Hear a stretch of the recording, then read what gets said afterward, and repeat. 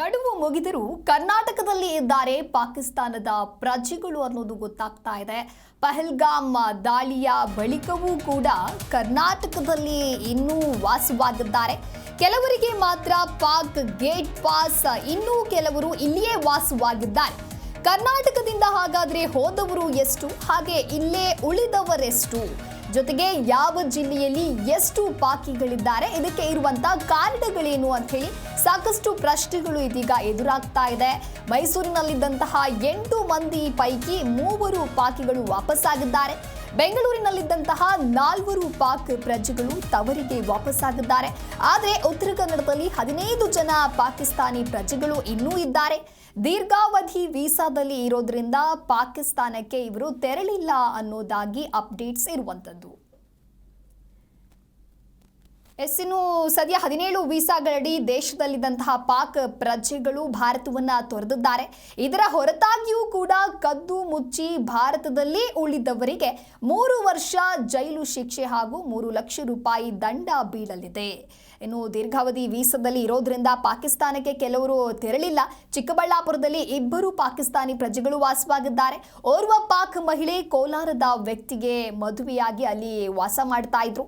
ಬೆಳಗಾವಿಯಲ್ಲಿ 6 ಪಾಕಿಸ್ತಾನಿಯರು ದೀರ್ಘಾವಧಿ ವೀಸಾದಲ್ಲಿ ಇದ್ದಾರೆ. ಈ ಕುರಿತು ಮತ್ತಷ್ಟು ಮಾಹಿತಿಯನ್ನ ನೀಡಲಿದ್ದಾರೆ ನಮ್ಮ ಪ್ರತಿನಿಧಿ ಭವ್ಯ ಸುನೀಲ್ ದೂರವಾಣಿ ಸಂಪರ್ಕದಲ್ಲಿ. ಭವ್ಯ, ಇನ್ನು ಗಡುವು ಮುಗಿದ್ರೂ ಕೂಡ ಕರ್ನಾಟಕದಲ್ಲಿಯೇ ಪಾಕಿಸ್ತಾನದ ಪ್ರಜೆಗಳು ಇದ್ದಾರೆ. ಅಂದ್ರೆ ಪಹಲ್ಗಾಮ್ ದಾಳಿಯ ಬಳಿಕವೂ ಕೂಡ ಕರ್ನಾಟಕದಲ್ಲಿಯೇ ಇನ್ನೂ ವಾಸ ಮಾಡ್ತಾ ಇದ್ದಾರೆ. ಗಡುವು ಮುಗಿದಿದ್ರೂ ಕೂಡ ಇಲ್ಲೇ ಇರೋದಕ್ಕೆ ಇರುವಂತಹ ಕಾರಣಗಳೇನು, ಜೊತೆಗೆ ಇಲ್ಲೇ ಇದ್ರೆ ಅವರು ಎದುರಿಸಬೇಕಾಗಿರ್ತಕ್ಕಂತಹ ಶಿಕ್ಷೆಗಳು ಏನು, ಈ ಕುರಿತ ಡೀಟೇಲ್ಸ್.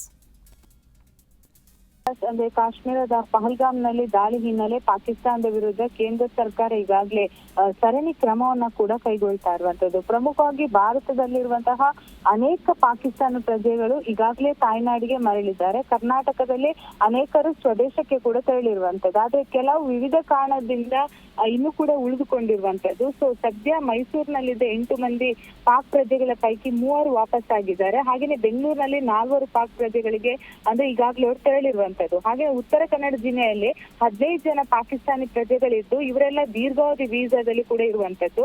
ಅಷ್ಟು ಮಾತ್ರವಲ್ಲದೆ ಚಿಕ್ಕಬಳ್ಳಾಪುರದಲ್ಲಿ 2 ಪಾಕಿಸ್ತಾನಿ ಪ್ರಜೆಗಳಿದ್ದಾರೆ. ಅದರಲ್ಲಿ ಓರ್ವ ಪಾಕ್ ಮಹಿಳೆ ಕೋಲಾರ ಮೂಲದ ವ್ಯಕ್ತಿಯನ್ನ ಮದುವೆಯಾಗಿ ಅಲ್ಲೇ ನೆಲೆಸಿರುವಂತದ್ದು. ಸೊ ಹಾಗೇನೆ ಬೆಳಗಾವಿಯಲ್ಲಿ 6 ಪಾಕಿಸ್ತಾನಿಯರು ದೀರ್ಘಾವಧಿ ವೀಸಾದಲ್ಲಿ ಕೂಡ ಇರುವಂತದ್ದು.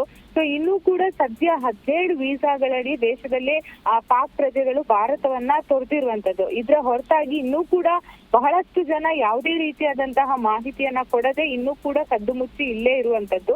ಸೊ ಇಂಥವರಿಗೆ ಅಂದ್ರೆ ಕಾನೂನು ಪ್ರಕಾರ ನೋಡೋದಾದ್ರೆ 3 ವರ್ಷ ಜೈಲು ಶಿಕ್ಷೆ ಹಾಗೇನೆ ಕಠಿಣ ಕ್ರಮವನ್ನ ಕೂಡ ಕೈಗೊಳ್ಳಲಾಗುತ್ತೆ. ಅಷ್ಟು ಮಾತ್ರ ಅಲ್ಲದೆ 3 ಲಕ್ಷ ರೂಪಾಯಿ ದಂಡ ಕೂಡ ಬೀಳಲುತ್ತೆ. ಸೊ ಈಗಾಗಲೇ ಆಯಾ ಜಿಲ್ಲೆ SP ಆಗಿರ್ಬೋದು, ಹಾಗೇನೆ ಬೆಂಗಳೂರಲ್ಲಿರುವಂತಹ ಕಮಿಷನರ್ ನೇತೃತ್ವದಲ್ಲಿ ಹಾಗೆ ಜಿಲ್ಲೆಗಳಲ್ಲಿ SP ನೇತೃತ್ವದಲ್ಲಿ ಈಗಾಗಲೇ ತಂಡ ರಚನೆ ಮಾಡಿರುವಂತದ್ದು.